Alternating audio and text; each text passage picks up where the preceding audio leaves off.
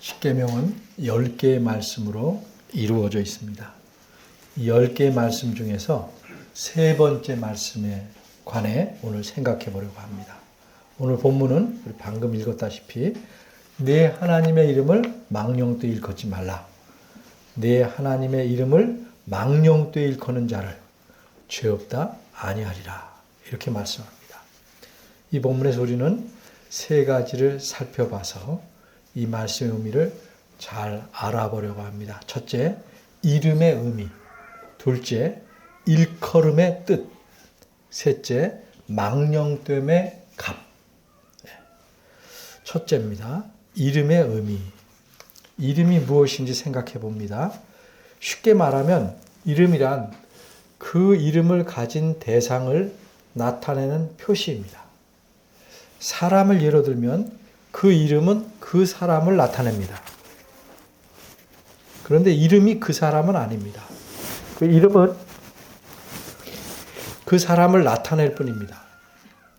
어떤 사람의 이름을 써놓고 그 이름을 지우개로 지운다고 해서 그 사람이 없어지거나 지워지지는 않습니다. 그렇게 하면 이름만은 지워지겠지만 자기가 이름을 지운 그 사람을 다시 부르고 싶으면 어떻게 해야 됩니까? 그 이름을 다시 사용해야 합니다. 이처럼 이름 자체는 그 이름을 가진 사람은 아니기에 이름이 별거 아닌 것처럼 보일 수도 있습니다. 그런데 다른 면에서 생각하면 이름은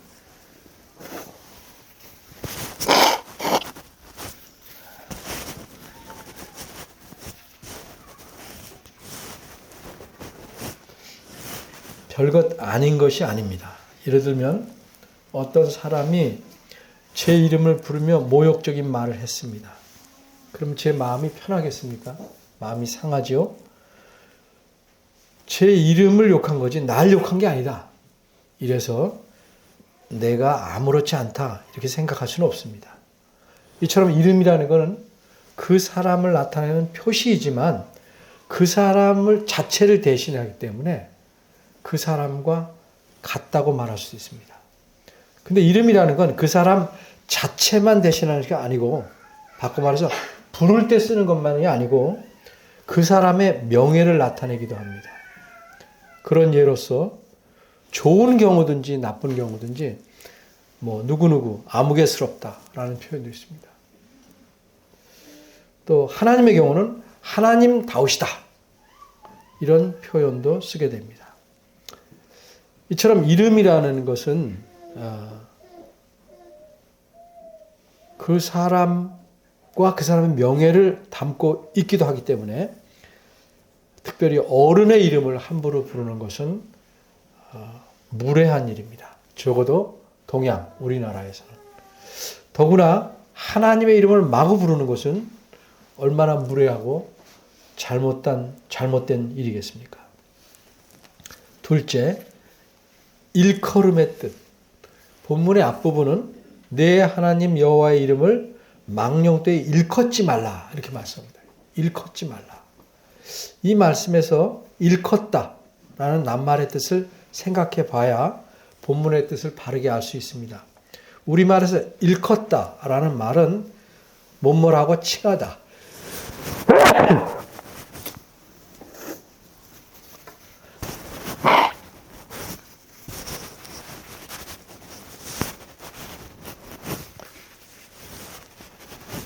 또는 뭐뭐라고 부르다라는 뜻입니다.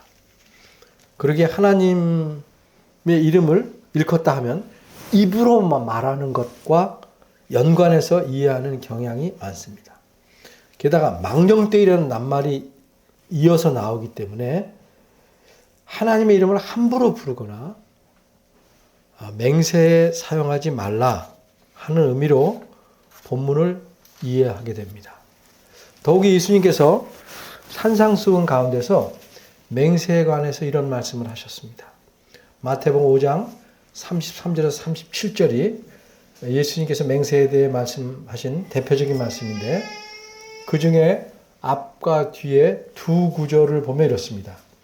또 옛사람에게 말한 바 헛맹세를 하지 말고 내 맹세한 것을 주께 지키라 하였다는 것을 너희가 들었으나 나는 너희에게 이르노니 도무지 맹세하지 말지니 하늘로도 말라 이는 하나님의 보좌이며 땅으로도 말라. 오직 너희 말은 옳다 옳다 아니라 아니라 하라. 이에서 지나는 것은 악으로 쫓아나느니라. 또 야고보 사도께서도 이렇게 예수님께서 산상수훈에서 하신 말씀을 잘 이해하고 받들어서 이렇게 말씀합니다. 내 형제들아 무엇보다도 맹세하지 말지니 하늘로나 땅으로나 아무 다른 것으로도 맹세하지 말고 오직 너희가 그렇다 하는 것은 그렇다 하고 아니라 하는 것은 아니라 하여 죄의 정함을 면하라. 그러나 내 하나님 여호와 이름을 망령되이 일컫지 말라는 말씀이 단지 맹세하지 말라거나 맹세하는데 여호와의 이름을 사용하지 하나님의 이름을 사용하지 말라는 의미에 이렇게 제한되는 것일까? 의미에 국한되는 것일까? 그 의미뿐일까? 그렇지 않습니다. 먼저 구약 성경을 보면 하나님을 걸고 맹세한 일이 수없이 많이 나옵니다. 예를 들면 아브라함이 맹세했습니다. 아브라함이 소돔 왕에게 이르되 천지의 주제시여 지극히 높으신 하나님 여호와께 내가 손을 들어 맹세하노니.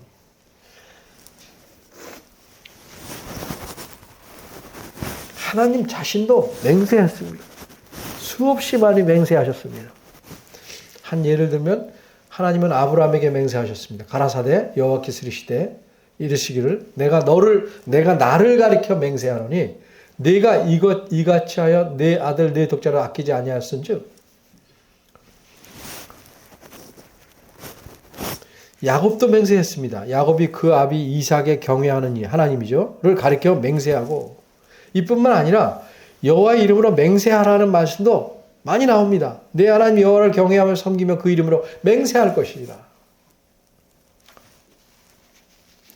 이처럼 구약 성경을 보면 아브라함을 비롯한 신앙의 조상들은 물론이고 하나님 자신께서는 맹세하셨습니다.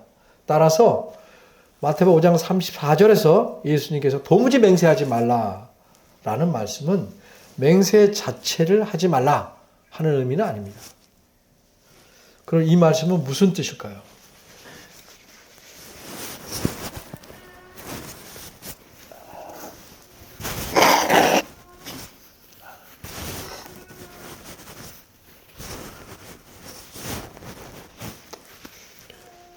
예수님 당시의 유대인들은 이른바 맹세를 마구 했습니다. 말을 했으면, 약속을 했으면 지키면 될 것이거늘 지킬 마음이 없거나 적은데도 지킬 것처럼 보이기 위해서 그들은 하늘이나 땅, 예루살렘이나 성전, 제단이나 예물, 심지어는 자신의 머리를 걸고도 맹세했습니다. 그런데 그들은 이런 거짓된 맹세에 하나님의 이름은 걸지 않았습니다. 왜 그랬을까요? 그들이 거짓 맹세에 하나님의 이름을 사용하는 것은 오늘 본문 말씀인 셋째 계명을 어기는 것이다. 이렇게 생각했기 때문입니다. 그래서 거짓으로 맹세할 때는 하나님 이름을 피하고 사용하지 않았습니다. 그 대신 뭘 사용했어요? 하늘을 걸거나 땅, 성전, 제단, 성전의 금 이런 것들을 사용해서 거짓 맹세를 했습니다. 그럼 그들이 이렇게 한 것이 잘한 일이라고 생각하십니까? 여러분 어떻게 생각하십니까? 그들이 이렇게 한 것이 옳은 일일까요? 지혜로운 일일까요?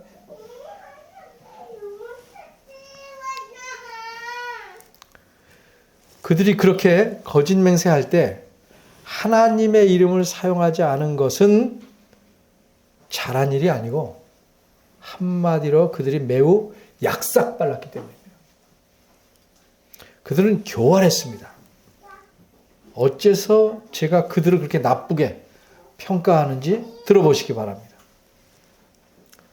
그들은 하나만 알고 둘은 몰랐습니다. 하나님께서 자신의 이름을 망령되이 일컫지 말라고 하신 의도가 무엇입니까? 단순히 하나님 이름만 입에 잘못되게 올리지 말라 하는 게 아니고 하나님 백성으로서 하나님의 명예를 소중히 여기라는 의도로 말씀하시기 때문입니다. 쉬운 예를 들어보겠습니다. 내 아버지가 누군지 알고 있는 어떤 사람이 나와 계약하게 되었습니다. 그때 내가 내 아버지 이름을 팔거나 아버지의 인감도장을 몰래 사용하지는 않았을지라도 내가 고의로 또는 의도적으로 계약을 깨트려서 상대방의 손해를 끼친다면 그것은 내 아버지의 명예를 떨어뜨리는 것이고 그 이름을 더럽히는 것입니다. 그가 내 아버지를 알기에 나와 계약하였기 때문입니다. 이와 마찬가지입니다. 유대인들은 세 번째 오늘 본문 말씀에 계명을 어기지 않으려고 자신들이 맹세할 때 하나님 이름을 사용하지는 않았지만 거짓인 줄 알잖아요. 지킬 마음이 적은 줄 알잖아요. 거짓으로 맹세했기 때문에 그것이 하나님의 이름을 더럽힌 것이고 망령되이 일컬은 겁니다.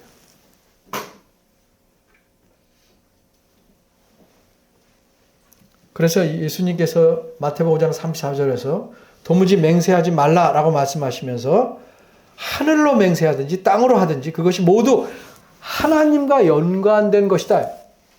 하나님의 이름만 피한다고 되는 게 아니고 니네들이 맹세하는 걸고 하는 그 모든 것이 하나님과 연관된 것이기 때문에 결국 하나님의 이름을 더럽히는 것이라는 사실을 이렇게 지적하십니다. 하늘로도 말라. 이는 하나님의 보좌이며 땅으로도 말라. 이는 하나님의 발등상이며 예루살렘으로도 말라. 이는 큰 임금, 즉 하나님의 성이기 때문입니다. 하나님과 연관 안 되는 게 어디 있겠습니까? 진실이 아닌 거짓으로 하는 것은 다 하나님의 명예와 이름을 더럽히는 겁니다.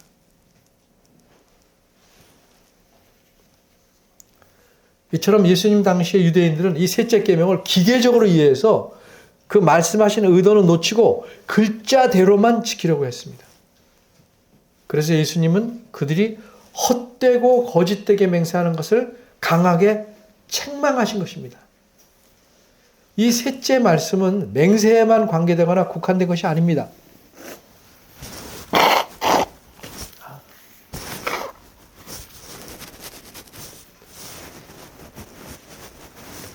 이 말씀을 더 넓게 이해해야 합니다. 그런데도 말이나 언어와 연관된 것으로만 생각하게 된 까닭은 원어를 일컫지 말라라고 번역했기 때문입니다. 그래서 우리는 이 셋째 말씀의 의도를 잘 알기 위해 일컫다라는 그 표현의 원문의 의미, 본래의 의미를 좀 살펴봐야 합니다. 일컫다라는 원문의 뜻은 들어올리다, 운반하다, 데리고 가다, 가져가다 뭐 이런 겁니다. 일컫다라는 낱말은 어떻게 들립니까? 일컬으니까 입으로 표현하는 말과 연관되지만 원문의 뜻은 금방 들어봤지만 들어올리다, 운반하다, 데리고 가다, 취하다 이런 것처럼 행동과 연관이 있습니다. 예전의 번역자들은 들어올리다라는 뜻을 비유적으로 써서 하나님의 이름을 입에다 들어올리는 것, 그래서 맹세나 언어의 한정에서 이해한 셈입니다. 그런데 이 말씀을 잘 이해하려면 원어의 뜻을 따라 좀 더 넓게 이해해야 됩니다. 예를 하나 들어보겠습니다. 다른 사람에게 나한테 욕하지 마 하면 그 사람이 욕만 안 하면 됩니다. 쉽게 말하면.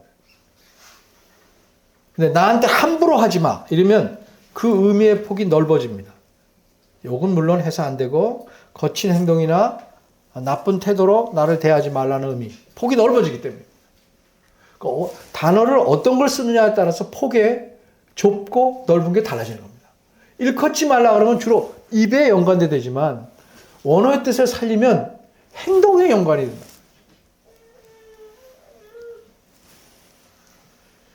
따라서 일컫지 말라라고 표현된 것을 원어의 의도대로 좀 넓혀서 우리가 이해하는 것이 바람직할 것입니다. 물론 맹세도 포함됩니다. 그러나 좀 더 넓혀서 생각을 해봐야 됩니다. 그럼 어떻게 이해하는 것이 좋겠습니까?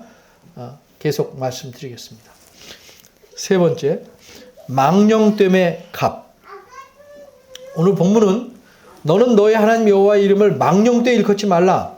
나 여호와는 나의 이름을 망령되이 일컫는 자를 죄 없다 하지 아니하리라. 이렇게 말씀합니다. 이 말씀을 보면 앞부분에서는 하나님의 이름을 망령되이 일컫지 말라라고 경고하시고 뒷부분에서는 그렇게 하지 말아야 할 이유를 말씀하신 겁니다. 우리말 성경에서는 표현하지 않았지만 원문에는 앞부분 망령되이 일컫지 말라와 뒷부분 나 여호와는 사이에 왜냐하면이 들어있습니다. 그러니까 앞부분은 망령되이 일컫지 말라, 뒤는 왜냐하면 나는 이러이러하기 때문이다. 이렇게 나오는 겁니다. 그럼 여호와의 이름을 망령되이 일컬으면 받게 될 값, 즉 대가는 어떠할까? 이 질문에 답을 얻으려면 먼저 망령되이라는 말의 뜻을 알아야 합니다. 우리말 사전에서 망령이라는 것은 저분 망령 났네 이렇게 쓰잖아요. 늙거나 정신이 흐려져서 말이나 행동이 정상을 벗어나거나 그런 상태, 벗어난 상태를 가리킵니다. 그런데 여러분 한번 생각해 보십시오. 어떤 사람이 망령이 나서 하나님의 이름을 마구 부른다면 하나님께서 그를 너 셋째 거명 어겼지? 그리고 벌하시겠습니까? 망령이 났다는 건 뭐예요? 이미 정신이 정상이 아닌 상태에 이른 것인데 제정신을 잃은 사람이 하나님을 이름을 마구 부른다고 하나님께서 벌하시겠습니까? 아닙니다. 오히려 하나님께서 그를 측은히 여기실 겁니다. 하나님께서 벌을 주려는 사람은 어떤 사람이면 정신이 멀쩡한데도 하나님의 이름을 잘못 일컬는 사람. 쉽게 말하면 오용하고 남용하는 사람. 그럼 망령되이라는 낱말의 원문의 뜻은 무엇일까? 그것은 망령되이 이렇게 부사로 되어 있는데 사실은 명사입니다. 헛됨, 무가치함, 가치 없음. 따라서 하나님의 이름을 망령되이 일컫지 말라는 말씀의 뜻은 원어대로 풀이하자면 헛되거나 무가치한 것을 위해 그것들을 얻으려고 하나님의 이름을 들고 다니면서 팔지 말라 이런 의미입니다.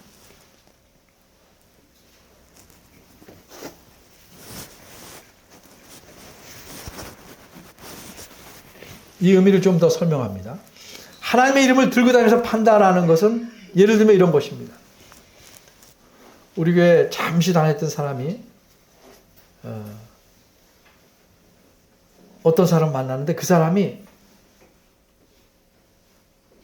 나를 알고 저를 알고 좋게 생각한 사람이에요. 그러니까 이 사람이 그 사람에게 내가 미문교회 다녔고 김 목사님에 배웠다 이렇게 말합니다. 그럼 듣는 사람이 어떻게 반응하겠습니까? 일단 호감을 갖죠. 그리고 웬만하면 믿어주려고 하죠. 그런데 그렇게 그 믿는 사람을 속여서 자기 이익을 취한다면 그것이 곧 내 이름을 파는 겁니다.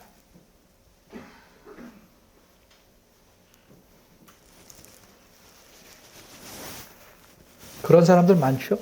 뭐 계약할 때 내가 어느 교회의 안수집사다, 장로다.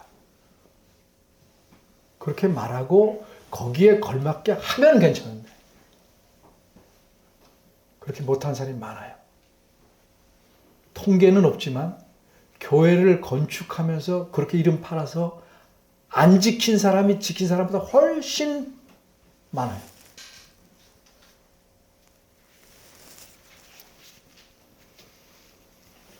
이처럼 하나님의 이름을 들고 다니면서 파는 거예요. 쉽게 말해서 하나님 이름을 팔아서 자기 이익을 취하는 걸 의미합니다. 그래서 하나님께서는 그런 짓 하지 말라 엄하게 경고하시는 겁니다. 입으로 팔든 뭐 다른 것을 팔든 자기 이익을 위해서 하나님을 팔아먹는 거죠. 하나님의 신용, 명예를 팔아먹는 거죠. 그렇게 하나님을 팔면 그 사람은 이익을 얻겠지만 하나님의 명예가 떨어지고 이름이 더럽혀집니다. 왜냐하면 그런 사람에게 당한 사람이 뭐라고 그러겠습니까? 하나님을 믿는다는 사람이 어떻게 저럴 수 있는가 하고 분노하거나 억울해하기 때문입니다. 집사가 왜 저래? 장로가 왜 그래? 목사가 왜 그래?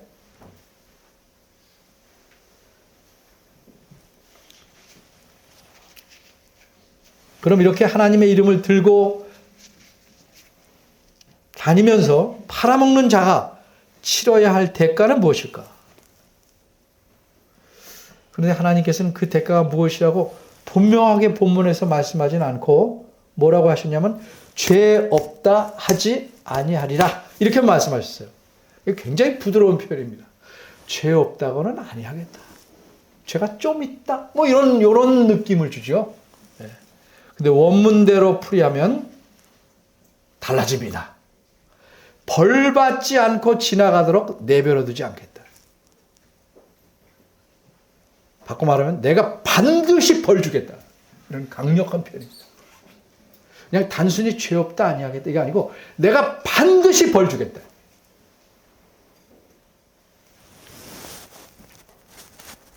그럼 하나님께서 그 이름을 팔아서 자기 이익을 취한 자를 어떻게 벌하셨습니까? 강한 예가 멸망시키셨습니다. 거짓을 예언하여 백성을 속이고 자신이 진짜 선지자인 양 함으로써 얻는 거죠. 명예를 얻던 자기 이익을 얻는 거죠. 유형무형의 자기 이익을 얻는 거죠. 그렇게 함으로써 자신의 명예를 얻으니 거짓 선들에게 거짓 선지자들에게 하나님께서 이렇게 말씀했습니다. 내가 그들을 보내지 아니하였거든 그들이 내 이름으로 거짓을 예언하니 내가 너희를 몰아내며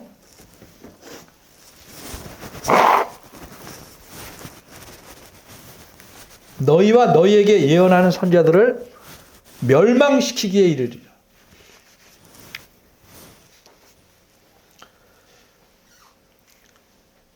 그래서 설교도 굉장히 위험한 겁니다. 감동을 주기 위해서 본문을 왜곡시키는 것 아주 위험한 일입니다.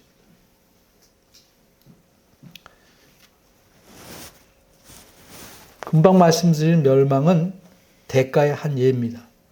하나님께서는 하나님 이름 파는 그 자의 죄악에 무겁고 가벼움에 따라 공의롭게 반드시 벌하십니다. 오늘 본문은 10가지 말씀 중에서 셋째 말씀입니다. 그런데 왜 하나님께서 이런 말씀을 하셨을까? 그건 사람이 어떤지를 하나님이 아시기 때문입니다. 좀 더 자세히 사람, 좀 더 좁혀서 나를 들여다보면 이 첫째, 둘째, 셋째 말씀에서 어떤 공통점이 있습니다. 그것은 뭔가 사람은 거의 대부분 자기 이익을 위해서 무엇이든 하려고 한다는 점입니다. 그게 뭐 유형이든 무형이든 자기 이익을 위해서.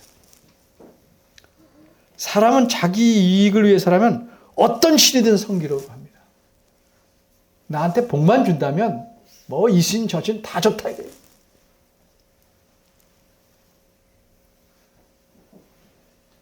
어떤 신을 섬기려고 해요. 이게 사람의 갖는 경향이에요. 그런데 하나님 백성이 되면 하나님만을 섬겨야 됩니다. 그래서 하나님께서 첫 번째 말씀에서 나 외에는 다른 신을 내게 두지 말라 이렇게 말씀한 겁니다. 그럼 그렇게 하나님만 섬기면 저절로 이 사람이 가진 자기 이익에 집착하는 성향이 없어질까요? 아니죠. 그렇게 해서 하나님을 섬길지라도 자기 이익을 위해서 다시 하나님을 우상 섬기듯 할 수 있습니다. 왜? 그렇게 하나님을 우상처럼 섬기는 것이 쉽고 편하기 때문입니다. 하나님을 우상처럼 섬기면 뭐가 편해요? 올바로 사는 거 신경 안 써도 됩니다. 재물만 잘 들여서 비유만 맞추면 됩니다. 내가 나가서 어떻게 살지 예배만 경건한 모습으로 드리면 돼요. 속은 어쨌든 우상은 속을 못 보니까. 그래서 하나님은 그렇게 우상처럼 자기를 섬기지 말라고 형상을 만들어 하나님 섬기는 것을 금한 겁니다. 이게 둘째 계명입니다. 그런데 사람은 자기 이익을 얻으려고 굉장히 집요합니다. 이것저것 안 되니까 이제는 하나님을 팔아서 다 하나님에게는 안 되니까 다른 사람에게서 자기 이익을 구하려고 합니다. 그러기에 하나님께서는 이 세 번째 말씀으로 경고하신 겁니다. 내 이름을 팔고 다니지 마라.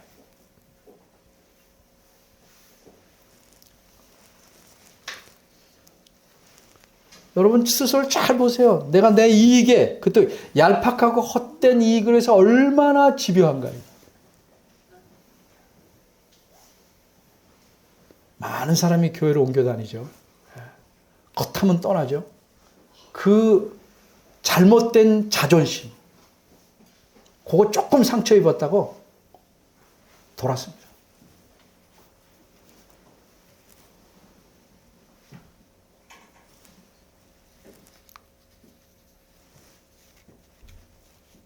싫은 소리 들었다고 돌았습니다.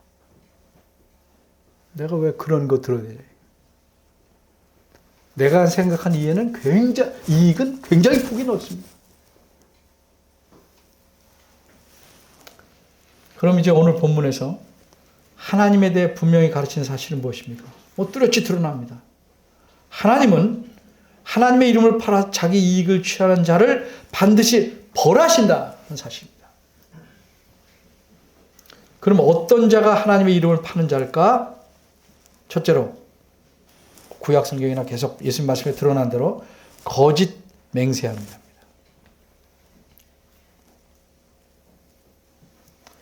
이미 구약 성경에서 하나님께서는 이렇게 말씀하셨습니다.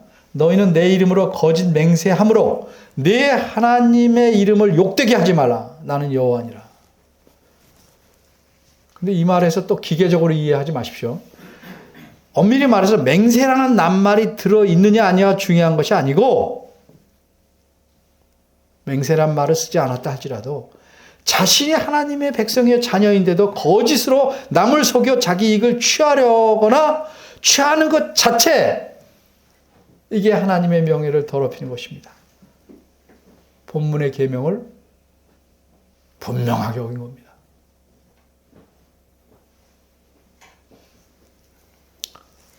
둘째로는 어떤 자가 하나님 이름을 파는 자인가? 하나님의 명예를 더럽히는 행동을 하는 자입니다. 이른바 교인이라는 사람들 중에 적지 않은 사람이 자기 이익을 위해 못된 말과 악한 행동을 합니다.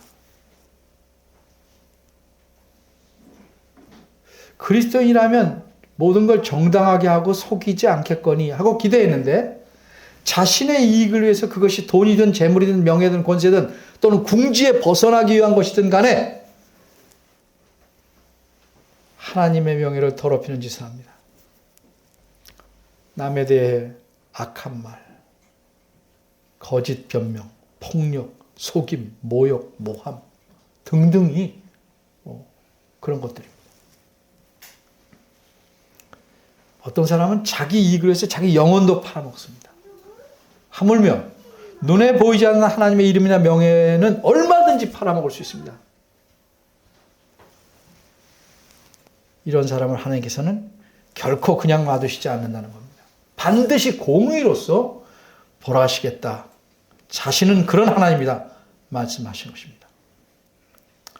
이런 하나님 앞에서 단순히 우리는 그런 맹세 안 했다 이렇게 생각할 게 아니고, 이 뜻을 잘 이해해서 하나님의 이름이나 명예를 더럽히는 일이나 더럽히는 말이나 행동을 하지 않았는지 좀 잘 살펴봐야 할 것입니다. 내가 어떤 자세로 살고 있는지. 내 이익을 위해서 사느냐, 하나님의 이름과 명예를 위해서 사느냐. 새해입니다. 잘 결정하셔야 됩니다.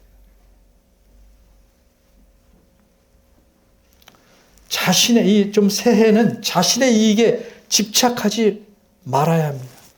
그러면 그렇게 생각하죠? 내 이익은 어디서 오는가? 성경이 뭐라고 말씀하시고 우리의 진정한 유익은 하나님의 손에서 오는 것입니다.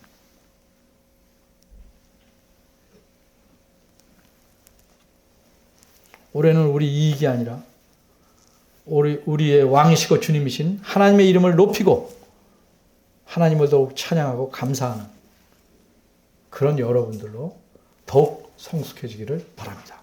기도하겠습니다. 자비로우신 하나님,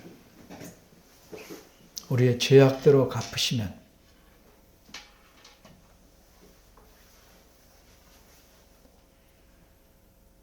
멸망되어 마땅할지언데 그리스도 안에서 우리를 택하시고 부르셔서 하나님의 자녀가 되고 자녀답게 살게 모든 걸 채워주시고 붙잡아 주십니다. 그런데도 우리는 그렇게 살려고 애쓰기보다는 게으르게 살아갑니다.